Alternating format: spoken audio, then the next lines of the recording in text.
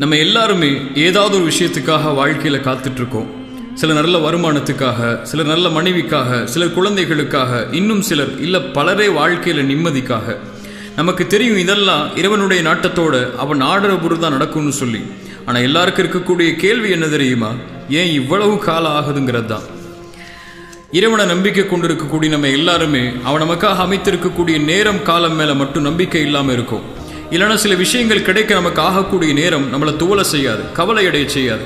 இறைவசனம் ஒன்று சொல்லுது, நீங்கள் ஒரு விஷயத்தை விருப்பீங்க, அது உங்களுக்கு சிறந்ததாக இருக்கும். நீங்கள் ஒரு விஷயத்தை நல்லதுன்னு நினைப்பீங்க, அது உங்களுக்கு தீயதாக இருக்கும். இறைவன் தான் அறிந்தவன், நீங்கள் அறியாதவர்கள் தான். ஆமாம், இறைவனுக்கு தான் தெரியும், நமக்கு எதுவுமே தெரியாது. அவனுக்கு தான் தெரியும் நம்ம வாழ்க்கையில் யாரை துணையாக்கணும்னு சொல்லி.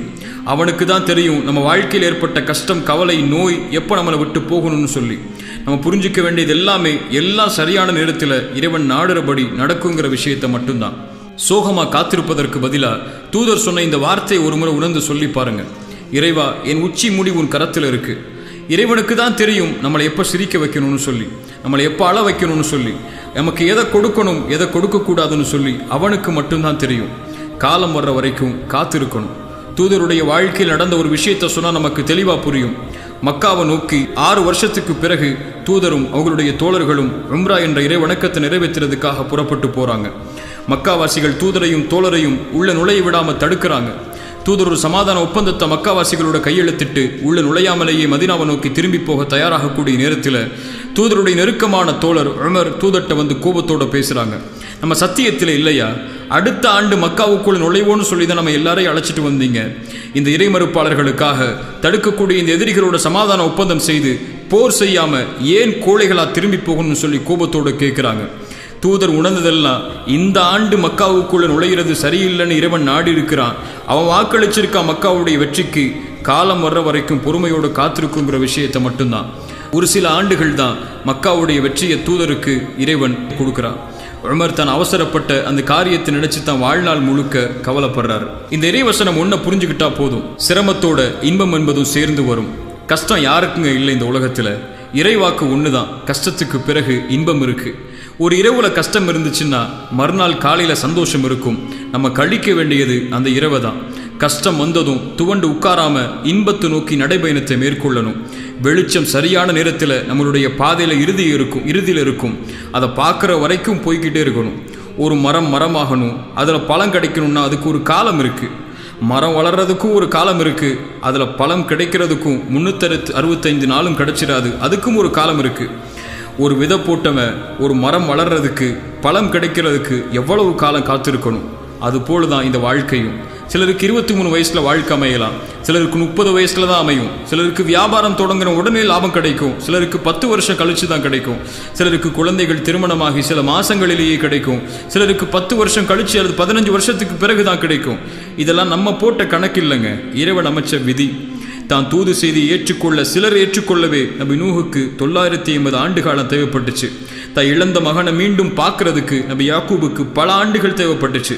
சந்தையில் விற்கப்பட்ட ஒரு நபி அதே நாட்டில் மந்திரியாகி மீண்டும் தந்தையை சந்திக்கிறதுக்கு பல ஆண்டுகள் நபி யூசுஃபுக்கு தேவைப்பட்டுச்சு. அதுபோல தான் தூதருக்கும் மக்காவை வெற்றி கொள்ள 21 ஆண்டு கால உழைப்பு தேவைப்பட்டுச்சு. இதுதான் எல்லாருக்கும் உள்ள நியதி. வாழ்க்கையில் ஒன்று கிடைக்கலன்னா நடக்கலன்னா துவண்டு உட்காராம கிடைக்காதது நமக்கு சிறந்ததில்லை, அமையாத நேரம் நமக்கு சரியான நேரம் இல்லைங்கிற விஷயத்தை மட்டும் மனசில் வச்சுக்கணும். ஒரு பெண்ணை திருமணம் செய்ய ஆசைப்பட்டிருப்போம், அது நடக்காமல் போயிருக்கும். ஒருவேளை அந்த பெண்ணை திருமணம் செஞ்சிருந்தா இந்த நேரத்தில் இதை கேட்கறதுக்கு நீங்கள் இருப்பீங்களான்னு கூட எனக்கு தெரியல. புரிகிறவங்களுக்கு புரியும். குழந்தைகள் கிடைக்க சிலருக்கு தாமதமாகும். அந்த நேரத்தில் குழந்தைகளை கொடுக்கறது அவர்களுக்கு சிறந்ததில்லைங்கிறது இறைவன் நாடி இருக்கிறான்னு அர்த்தம். ஒவ்வொருத்தருக்கும் காலம் இருக்கு. காலம் வர்ற வரைக்கும் காத்திருந்து தான் ஆகணும். புதிய வளர்ச்சியை எதிர்பார்க்காத அருட்கொடைய இறைவன் நமக்கு தர காத்திருக்கான். நம்மளுடைய வாழ்க்கையை அடுத்த தரத்துக்கு எப்போ உயர்த்திட்டு போகணும்னு அவனுக்கு தெரியும். இதை எதையுமே நம்மளால் உருவாக்க முடியாதுன்னு நமக்கு தெரியும். காத்திருக்கக்கூடிய நேரத்தில் எப்படி நடக்கிறோம், இறைவன்கிட்ட எப்படி நடந்து கொள்கிறோம், அவன்கிட்ட எப்படி நன்றியோடு இருக்குங்கிற விஷயத்தை கொண்டு தான் அடுத்த தரத்துக்கு நம்மளுடைய வாழ்க்கை நகரும். உண்மை என்னன்னா, நம்ம யாருமே இதை புரிஞ்சிக்காம காத்திருக்கக்கூடிய நேரத்தில் அவசரப்படுறோம், பொறுமை இழக்கிறோம், நொடிஞ்சு போகிறோம், கவலை அடைகிறோம். ஏன் உடனே நடக்கலைன்னு ஏக்கத்தோடைய அந்த நேரங்களில் வீணாக்கிறோம். இப்போ ஏன் இறைவன் கொடுக்கலன்னு சொல்லி அவன் அவசரப்படுத்துகிறோம். தகுதியான நேரத்துக்கு முன்னாடி தகுதி இல்லாத விஷயங்கள் கிடைக்கிறது அருட்கொடை இல்லைங்க, அது சுமை, மேலும் ஆபத்து. ஒரு தந்தை செல்வந்தர், அவர் செல்வந்தவங்கிற காரணத்துக்காக 6 வயசு பையன் விலையுயர்ந்த காரை ஓட்ட கேட்குறாங்கிறதுக்காக கொடுக்க மாட்டார். ஏன்? 6 வயசுல அந்த காரை ஓட்டுறது ஆபத்துன்னு அவருக்கு தெரியும். ஒரு தந்தைக்கே இந்த அக்கறை இருக்குன்னா 99 மடங்கு தந்தையை விட அன்பு வச்சிருக்கக்கூடிய நம்மளை படைச்ச இறைவன் நமக்கு எந்த நேரத்தில் கொடுக்கணுங்கிறத தெரியாமையா இருப்பா? அவன் சொல்றதெல்லாம் காத்திருக்கக்கூடிய நேரத்தில் அனுமதிச்ச முறையில் இந்த வாழ்க்கையில முயற்சி செய். வரக்கூடிய சோதனைகளை இறை உதவியோடு முறியடி. எதிர்காலம் நீ நினைக்கிறத விட சிறந்த முறையில் அமையுங்கிற விஷயத்தை மட்டும்தான். இந்த உலகத்தில் 2 மனுஷங்க இருக்கிறாங்க.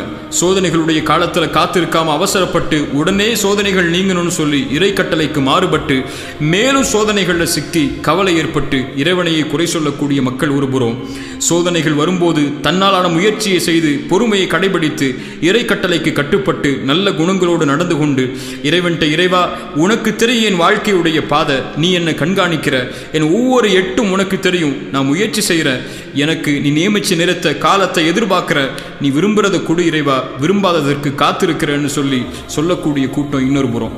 இதில் எந்த கூட்டத்தில் நம்ம இருக்கோங்கிற கேள்விதான் இந்த நேரத்தில் நமக்கு தேவை.